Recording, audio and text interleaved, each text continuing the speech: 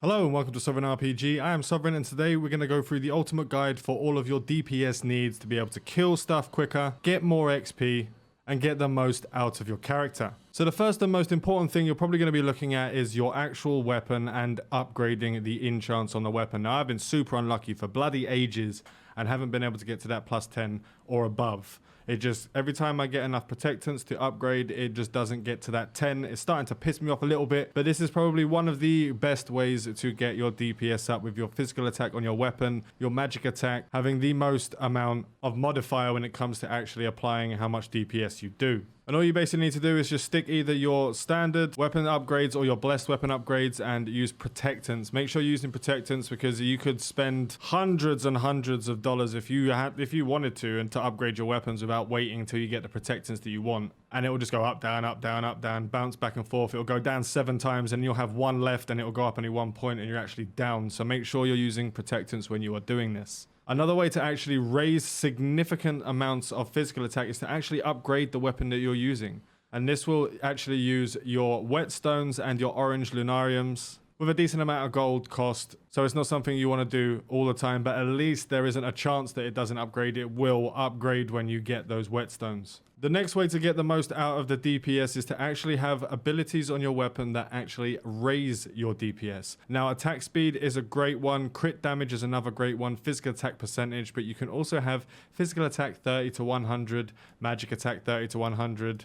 These percentages are important. The crit rate is another really good one. I really wish I got the crit rate instead of the piercing power. Attack speed actually speeds up how quickly you use your skills as well. It doesn't change the timer, but it allows you to use your skills in succession quicker with a higher attack speed. And obviously having a bonus in the stats that you use for your weapons, strength for your warriors and your paladins, agility for your archers and your sculptors, intelligence for your mages, and wisdom for your alchemists. The next thing you want to look for is under the specialized tab. Now, if you go into the actual specialized tab here, you can actually see that you get damage increases, piercing increase, crit rate increase, depending on the level of the specialized that you've put in there. Now, to do that, all you really need to do is go in, you need to click auto select if you're doing it like me, where you do anything up to rare, and you just enchant that and it will raise the level slightly of what you're actually upgrading. So don't really sell everything that you have. And you can use those purples to level up the stuff quickly as well. And the main ones you want to be looking at is your weapons. Breaking down the weapons and breaking down the rings will be your best bet for this to optimize your DPS. You can just level them all up. They are all worth something. Now, the other important piece of equipment that will be raising your physical attack and your magic attack are your rings. Now, I was lucky enough to get a shadow ring out of a box I was killing in a dungeon. So you can get these shadow rings, which also have the ability for the option which will raise your physical attack and your critical damage, etc. And that brings us into the next part, which will be your options. So if we go into modify, we go into the options. So you'll be looking to upgrade your rings with critical damage, physical attack, crit rate, physical attack percentages. And I'm actually going to grant something on here. I actually haven't got any ring upgrade option stones yet, so that's no good.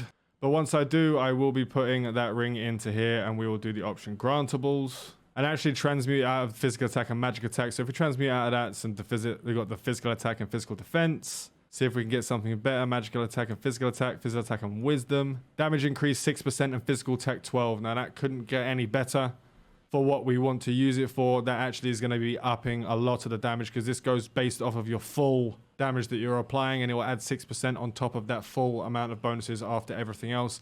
That is one of the better ones. They can actually see how hard this is actually hitting. 8,000 on a non-crit. So we're hitting for 2,400 on a hit that normally only hits for 1,000.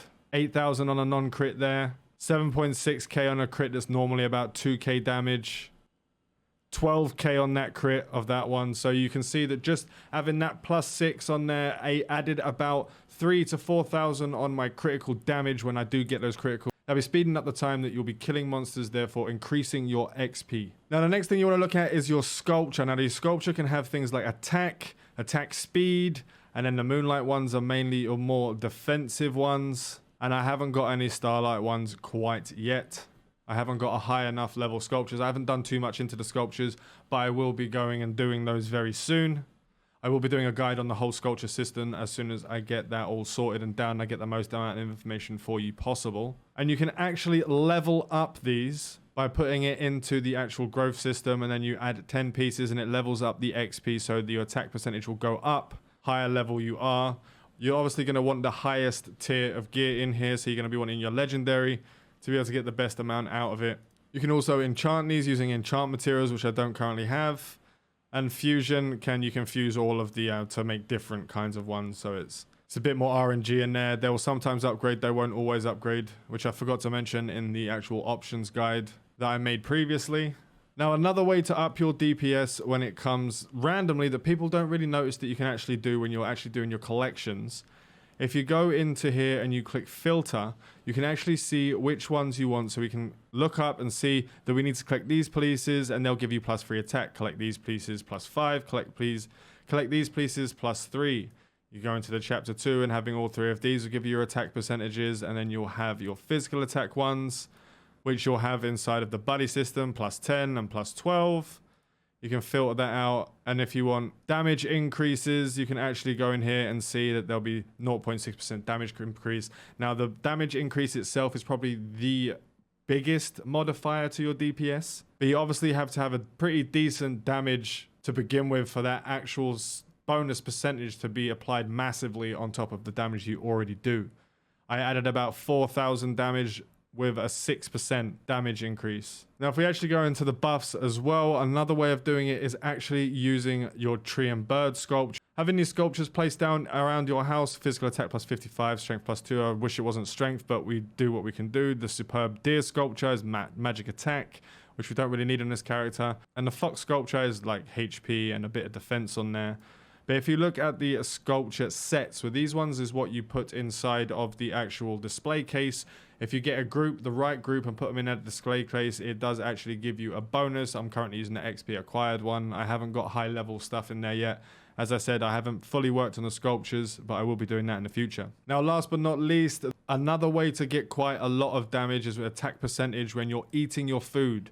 So when you have above 80%, you'll be getting a 10% attack bonus. You just have to keep that adding up just by having food in there. The best way I do that is by getting these meat bags that you can actually get. Let's go into usable. You'll get these meat bags while just grinding. You'll get quite a lot of them. So if you open these up, it will drop meat. Then you go to the cooking station and you just cook up that meat. It'll give you 30 every time you eat a piece of these meat rather than buying the bread, which can be quite expensive. And it only gives you like +3 on the actual meter up here, and it's a very low percentage. You'll have to eat quite a lot to keep it up there, so I just use those meats. You can use other food with buffs if you want to. I don't bother at this moment in time. Now, there will be more options in the future when they bring out the guild hideouts. They'll be giving you buffs from the massive sculpture you'll get in there, and all of the furniture items that are added in there will give you bonuses to stuff. You'll also get bonuses from completing levels in the Merkin Tower. So there will be more added as the time comes. Obviously, the Merkin Tower comes on June the 8th, and you'll have the guild hideouts on the 22nd, which I'm looking forward to doing all the guild stuff and the Merkin Tower. I do love towers in games where you go higher to level, higher to level, higher to level, depending on how skilled you are, and you can go up and up, or you can farm the same level. That is quite interesting to me personally. And last but not least, we do have the continuous skills, which add to your bonuses as well. So you'll have your attack by 200 increased by your armor set specialist level. You'll also have certain things adjusted by your weapon specialization. That'll be some of your attack levels. And by the skill that raises your attack and defense by certain status modifiers, by certain attributes. You can also get things that will raise your DPS, like your buffs, for example, with the physical crit rate upped and the magic crit rate upped on the sculptor. And there'll be certain weapons that you do use, like the fencing, like the strike 2, for me, for example, raises crit rate by 9% for 7 seconds as an 18% chance. It does happen quite a lot though. But that is all the ways currently to upgrade and raise your DPS levels to be able to get XP quicker, kill faster, and get through all those quests as soon as you can. Some of it is quite dependent on how much you buy in the store to how quickly you level that up. Sometimes you get stuck.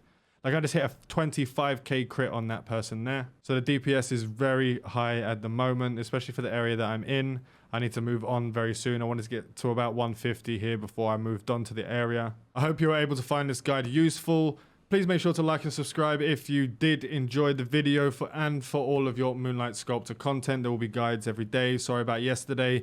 I had some bad news about my nan, so I wasn't able to actually make a video yesterday and put it out for you guys. But it will be coming every day, and we've definitely got many more guides to go through. So fly safe and avoid local chat scams. I want to say a huge thank you to all my patrons. Without you guys, I wouldn't be able to continue doing what I'm doing. If you'd like to find out how to become a patron and how to get early access to my content, please look down in the description. Fly safe and avoid local chat scams.